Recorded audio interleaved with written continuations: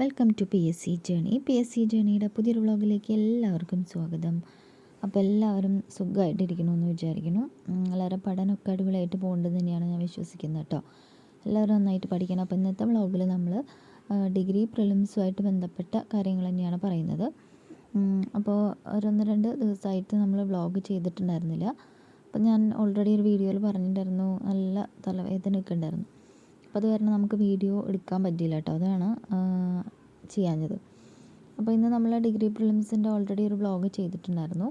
അപ്പോൾ ഇന്നത്തെ വ്ളോഗിൽ നമ്മൾ എടുത്ത ടോപ്പിക് എന്ന് പറയുന്നത് ഇന്ത്യൻ ഭൂമിശാസ്ത്രമാണ്. അപ്പോൾ ഭൂമിശാസ്ത്രമായിട്ട് ബന്ധപ്പെട്ട് പഠിക്കേണ്ട കാര്യങ്ങൾ, നമ്മൾ ഇന്ത്യയുടെ അക്ഷാംശ രേഖാംശ സ്ഥാനങ്ങളും അതുപോലെ ഇന്ത്യയുടെ കടൽ തീര ദൈർഘ്യം, അങ്ങനെ കുറച്ച് തെക്ക് വടക്ക് അങ്ങനത്തെ കുറച്ച് ഫാക്റ്റുകൾ നോക്കാനുണ്ട്. അപ്പോൾ അത് നോക്കണം. പിന്നെ അയൽ രാജ്യങ്ങളുമായിട്ട് ബന്ധപ്പെട്ട ചെറിയ ഫാക്ട്സ്, ഡീറ്റെയിൽഡ് ആയിട്ടല്ല, അത് വേറെ അയൽ രാജ്യങ്ങൾ എന്ന് പറഞ്ഞിട്ട് തന്നെ കിടക്കുന്നുണ്ട്. അപ്പോൾ ഇത് ജസ്റ്റ് നമ്മുടെ അയൽ രാജ്യങ്ങളും അതുപോലെ അതുമായിട്ട് ബന്ധപ്പെട്ട ചെറിയ ഫാക്റ്റുകളും അത് നോക്കി. പിന്നെ നമ്മൾ ചെയ്തത് ഭൂപ്രകൃതിയാണ്. ഭൂപ്രകൃതി എന്ന് പറയുമ്പോൾ നിങ്ങൾക്കറിയാം, ഇന്ത്യനെ 4ആയിട്ട് തിരിച്ചിട്ടുണ്ട്.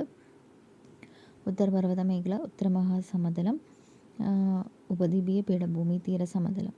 അപ്പോൾ ആ ഒരു പോർഷനും കൂടെ ആദ്യം നമ്മൾ നോക്കിയിട്ടുണ്ടായിരുന്നു. അപ്പോൾ ഡിഗ്രി പ്രിലിംസിന് ഞാൻ പറഞ്ഞ പോലെ തന്നെ എപ്പോഴും നിങ്ങൾ ഇപ്പം ഒട്ടും പഠിക്കാത്ത ഒരാളാണെങ്കിൽ നിങ്ങളിപ്പോൾ കൂടുതൽ സമയം SCRT അതുപോലെ ബേസിക് ആയിട്ടുള്ള കാര്യങ്ങൾക്ക് പ്രാധാന്യം കൊടുത്തുകൊണ്ട് GK പഠിക്കാൻ നോക്കുക. GKയുടെ പോർഷനാണ് ഞാൻ പറയുന്നത് കേട്ടോ. അപ്പോൾ നിങ്ങളിപ്പോൾ ഓൾറെഡി പ്രിപ്പയർ ചെയ്ത് തുടങ്ങിയതാണ് LDC മെയിൻസ് പ്രിലിംസിനും അതുപോലെയുള്ള എക്സാംസിനൊക്കെ നിങ്ങൾ ഓൾറെഡി പ്രിപ്പയർ ചെയ്ത് തുടങ്ങിയിട്ടുള്ള വ്യക്തികളാണെങ്കിൽ പിന്നെ ഞാൻ പറയേണ്ട ആവശ്യമില്ല. നല്ല രീതിയിൽ തന്നെ നിങ്ങൾ നിങ്ങളുടെ കയ്യിലുള്ള റാങ്ക് ഫയൽ നോക്കി പോകുന്നതാണ് നല്ലത്. അപ്പോൾ എപ്പോഴും ഞാൻ പറയുന്ന ഒരു ഫാക്റ്റ് തന്നെയാണ് എനിക്കെപ്പോഴും പറയാനുള്ളത്. കാരണം എന്താണെന്ന് വെച്ചാൽ ഒരുപാട് ഫാക്ട്സ് വലിച്ചു വാരി പഠിക്കാൻ നിൽക്കാതെ പഠിക്കുന്ന കാര്യങ്ങൾ നിങ്ങൾ കൃത്യമായിട്ട് പഠിച്ചു പോവുക. അതായത് ഇപ്പോൾ നമ്മളെപ്പോഴും എന്തായിരിക്കും, പെട്ടെന്ന് ഒരുപാട് ഫാക്റ്റുകൾ പഠിക്കാനുണ്ട്, എക്സാം ആവാറായി, അപ്പോൾ അതുകൊണ്ട് തന്നെ വേഗം പഠിച്ച് തീർക്കുക എന്നുള്ളൊരു ചിന്തയിൽ നിങ്ങൾ വേഗം റാങ്ക് ഫയൽ വായിച്ചു പോകുന്നുണ്ടാവും അല്ലേ. അപ്പോൾ അങ്ങനെ ഒരിക്കലും ചെയ്യരുതെന്നാണ് എൻ്റെ ഒരു അഭിപ്രായം. കാരണം നമ്മൾ ഇപ്പോൾ ഒരു ബിഗിനർ അല്ലെങ്കിൽ നിങ്ങളെല്ലാവരും ഈ ഒരു ടോപ്പിക്കൊക്കെ നിങ്ങൾ പഠിച്ച ടോപ്പിക്ക് തന്നെ ആയിരിക്കും, ആദ്യമായിട്ട് കാണുന്ന ടോപ്പിക്കൊന്നും ആയിരിക്കില്ല. അപ്പോൾ അതുകൊണ്ട് തന്നെ നമ്മളിനി പഠിക്കുന്നതൊക്കെ ഒരു തരത്തിലൊരു റിവിഷൻ തന്നെയാണല്ലേ. അപ്പോൾ റിവിഷൻ ആണെന്ന് വിചാരിച്ചിട്ട് നിങ്ങൾ ഒരുപാട് പേര് പറയുന്നുണ്ട് റിവിഷൻ ഒരുപാട് ടൈം പോകുന്നു, അല്ലെങ്കിൽ റിവിഷൻ ചെയ്യാൻ ടൈം കിട്ടുന്നില്ല എന്നൊക്കെ. അപ്പം ഞാൻ എപ്പോഴും പറയാറുണ്ട്, നമ്മൾ റിവിഷൻ എന്ന് പറയുന്നത് പഠിക്കാനുള്ള ടൈമായിട്ട് അധികം എടുക്കരുതെന്ന്. കാരണം നമ്മൾ പഠിക്കുന്ന സമയത്ത് അതിപ്പോൾ ഒരു വളരെ ചെറിയ ടോപ്പിക്കാണെങ്കിൽ പോലും പഠിക്കുന്ന സമയത്ത് അത് നല്ല രീതിക്ക് പഠിച്ചു പോകും.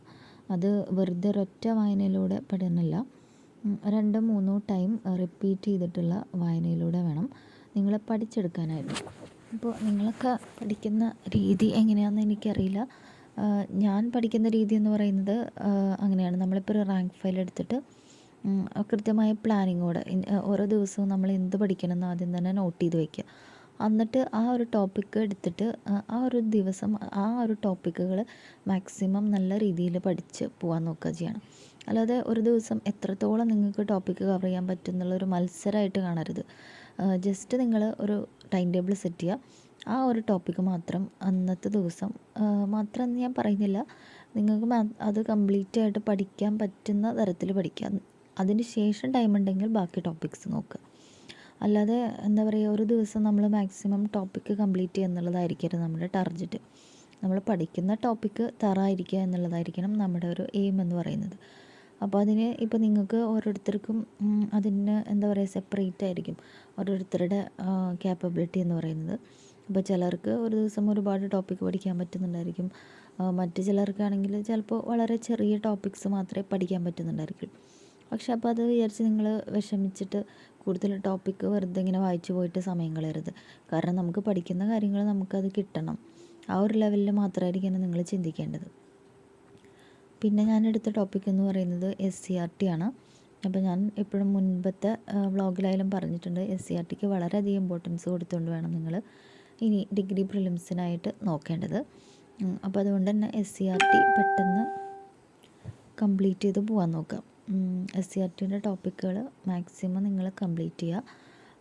അതിപ്പോൾ ഞാൻ കാണിച്ച ബുക്ക് ഉണ്ടെങ്കിൽ അതുപോലെ ചെയ്യാം, അല്ലെങ്കിൽ നിങ്ങൾ ഡൗൺലോഡ് ചെയ്തിട്ട് ഇപ്പോൾ വീണ്ടും ഇപ്പോഴും ചോദിക്കുന്നുണ്ട് ഒരുപാട് പേര് എങ്ങനെയാണ് SCRT എവിടെ നിന്നാണ് കിട്ടുന്നത് ചാപ്റ്റേഴ്സ് എന്ന്. അപ്പോൾ ഞാൻ ഓൾറെഡി പറഞ്ഞിട്ടുണ്ടായിരുന്നു, നമുക്ക് ഗൂഗിളിൽ സെർച്ച് ചെയ്താൽ കിട്ടുന്നതാണ്. അപ്പോൾ ഗൂഗിളിൽ സെർച്ച് ചെയ്ത് നിങ്ങൾക്ക് SCRTയുടെ എല്ലാ ചാപ്റ്റേഴ്സും എല്ലാ ക്ലാസ്സിലും കിട്ടും കേട്ടോ. 1ാം ക്ലാസ് മുതലുള്ള തന്നെ കിട്ടും. അപ്പോൾ ഞാൻ മെയിനായിട്ട് നോക്കുന്നത് 5 മുതൽ 10 വരെയുള്ളതാണ്. അപ്പോൾ അതിലെ ഫാക്റ്റുകൾ എന്തായാലും തറവായിട്ട് പഠിച്ചിരിക്കുക. പിന്നെ NCERT പഠിക്കണമെന്ന് ഒരുപാട് പേര് ചോദിച്ചു. അപ്പോൾ അത് ഞാൻ പഠിക്കുന്നില്ല കേട്ടോ. ഇപ്പോൾ നിങ്ങൾക്ക് എല്ലാം കഴിഞ്ഞു, എല്ലാം നിങ്ങളുടെ കംപ്ലീറ്റായി, സമയം കിടപ്പുണ്ട് എന്നുണ്ടെങ്കിൽ നിങ്ങൾക്ക് വേണമെങ്കിൽ SCRT നോക്കാം എന്ന് മാത്രം. പക്ഷെ ഞാൻ അത് പ്രിഫർ ചെയ്യുന്നില്ല. കാരണം ഇപ്പോൾ നമ്മൾ എല്ലാ ടോപ്പിക്സും എല്ലായിടത്തുനിന്നും ഒരുപാട് കളക്ട് ചെയ്തിട്ട് പഠിക്കാൻ നിൽക്കുകയാണെങ്കിൽ അത് അത്ര എഫക്റ്റ് ആവും എന്നെനിക്ക് തോന്നുന്നില്ല. അപ്പോൾ അതുകൊണ്ട് എനിക്കാണെങ്കിൽ സമയമില്ല കേട്ടോ. എന്നെ അപേക്ഷിച്ചിട്ട് പറയുകയാണെങ്കിൽ എനിക്ക് സമയമില്ല. അപ്പോൾ ഞാൻ എന്തായാലും SCRT മാക്സിമം കംപ്ലീറ്റ് ചെയ്യുക, അത് തന്നെ റിവിഷൻ ചെയ്യുക. പിന്നെ നമ്മുടെ റാങ്ക് ഫയലും പറ്റുന്നത്ര നോക്കുക. പിന്നെ maths, English, Malayalam, current affairs ഇതിന് വളരെയധികം ഇമ്പോർട്ടൻസ് കൊടുത്തുകൊണ്ട് പഠിക്കുക എന്നുള്ളതാണ് ഇപ്പോൾ ചെയ്യുന്നത്. കാരണം ഡിഗ്രി പ്രിലിംസ് നമുക്ക് പാസ്സാവണം അല്ലെങ്കിൽ ആ ഒരു കട്ട് ഓഫ് നമുക്ക് കടന്നിട്ട് മെയിൻ എഴുതാൻ പറ്റണം എന്നുള്ളതാണ് നമ്മുടെ ലക്ഷ്യം. അപ്പോൾ ഒരുപാട് ഫാക്ട്സ് വലിച്ചു വാരി പഠിച്ചിട്ട് ഒന്നുമില്ലാത്ത അവസ്ഥയാവരുത്. അതുകൊണ്ട് NCERT പഠിക്കണമെന്ന് ഞാൻ പറയുന്നില്ല. ഞാൻ വേണ്ട എന്നാണ് എൻ്റെ ഒരു പ്രിഫറൻസ് എന്ന് പറയുന്നത്. നിങ്ങൾക്ക് വേണമെങ്കിൽ പഠിക്കാം, അത് ഞാൻ കൂടെ പറയുന്നുണ്ട്. അപ്പോൾ സമയം അനുസരിച്ച് നിങ്ങൾ അഡ്ജസ്റ്റ് ചെയ്ത് ചെയ്യുക. ഒരുപാട് കാര്യങ്ങൾ വലിച്ചു വാരി പഠിക്കാൻ നോക്കാതെ SCRT തറാക്കിയിട്ട് മാത്രം നിങ്ങൾക്ക് ടൈം ബാക്കി കിടപ്പുണ്ടെങ്കിൽ NCERT വേണമെങ്കിൽ നോക്കിക്കോളൂ, അത് നിങ്ങളുടെ ഇഷ്ടം. എന്തായാലും ഞാൻ നോക്കുന്നില്ല കേട്ടോ, ഞാൻ നോക്കുന്നില്ല. അപ്പോൾ ഞാൻ SCRT പഠിച്ചിട്ട് 2ാം ലോക മഹായുദ്ധം, 1ാം ലോക മഹായുദ്ധമൊക്കെ ഉണ്ടല്ലോ, ആ ഒരു പോർഷനാണ് ഇന്ന് ഞാൻ SCRT നിന്ന് എടുത്തത്. അപ്പോൾ അത് അത്യാവശ്യം ഞാൻ ഓൾറെഡി പറഞ്ഞിട്ടുണ്ട്, എനിക്ക് കുറച്ച് ബോറടിപ്പിക്കുന്ന ഒരു ടോപ്പിക്കാണ് എന്നെ സംബന്ധിച്ച്. അപ്പോൾ അതുകൊണ്ട് ഞാൻ അതിൻ്റെ ചെറിയ നോട്ട്സും കൂടെ ഉണ്ടാക്കുന്നുണ്ട് കേട്ടോ. അപ്പോൾ എന്താണ്, കുറച്ച് മൊറോക്കൻ പ്രതിസന്ധി, ബാൽക്കൻ പ്രതിസന്ധി എന്ന് പറഞ്ഞിട്ടുള്ള കുറച്ച് ടോപ്പിക്കൊക്കെ ഉണ്ട്. അപ്പോൾ അതിലെ ഇയറൊക്കെ ഞാൻ പെട്ടെന്ന് വിട്ടു പോകുന്നുണ്ട്. അതുകൊണ്ട് ഞാൻ ചെറിയൊരു നോട്ട് ഉണ്ടാക്കി വെച്ചു. ഇയറും ജസ്റ്റ് എന്താ പറയുക, ഏതൊക്കെ രാജ്യങ്ങൾ തമ്മിലായിരുന്നു എന്നുള്ള കാര്യങ്ങളും കൂടെ മാത്രം ഞാൻ നോട്ട് ചെയ്ത് വയ്ക്കുന്നുണ്ട്. അപ്പോൾ ഞാൻ ഇടയ്ക്ക് ആ ഒരു നോട്ട് എടുത്ത് വായിക്കുകയാണെങ്കിൽ നമുക്ക് എന്താ പറയുക, ആ ഒരു ഇയർ മറന്നു പോകാതെ ഓർമ്മിച്ചെടുക്കാൻ പറ്റും. അപ്പോൾ അതാണ് ഞാനിപ്പോൾ ചെയ്തത്. എൻ്റെ ഒരു നോട്ടിൽ തന്നെ ഞാൻ ചെറിയൊരു ഷോർട്ട് നോട്ട് പോലെ ആക്കിയിട്ട് എഴുതി വയ്ക്കുകയാണ് ചെയ്തത്. അപ്പോൾ ബാക്കിയെല്ലാം നമ്മൾ മാർക്ക് ചെയ്ത് ബുക്കിൽ തന്നെ മാർക്ക് ചെയ്ത് പഠിക്കുകയാണ് ചെയ്യുന്നത്. അപ്പോൾ നോട്ട്സ് ഉണ്ടാക്കുമ്പോൾ എപ്പോഴും ഈ നോട്ട്സ് മുഴുവൻ, അല്ലെങ്കിൽ നമ്മൾ പഠിക്കുന്ന റാങ്ക് ഫയലോ അല്ലെങ്കിൽ SCRT എന്താണെന്ന് വെച്ചാൽ അത് മുഴുവൻ നോട്ടായിട്ട് പകർത്തുക എന്ന് പറയുന്നത് ശരിയായ രീതിയല്ലല്ലോ. അങ്ങനെയാണെങ്കിൽ പിന്നെ നമ്മൾ ഈ പഠിക്കുന്നതിലൊരു കാര്യമില്ല. ജസ്റ്റ് ഇങ്ങനെ പകർത്താൻ കോപ്പി തന്നെയാണ്, നമ്മുടെ ഒരു ടെക്സ്റ്റിൻ്റെ കോപ്പി ആയിട്ട് തന്നെ വരും നമ്മുടെ നോട്ടും, അല്ലേ? അപ്പം അങ്ങനെ ഒരിക്കലും ചെയ്യരുത് കേട്ടോ. അപ്പോൾ അത്രയാണ് ഇന്നത്തെ ഒരു വ്ളോഗ് എന്ന് പറയുന്നത്.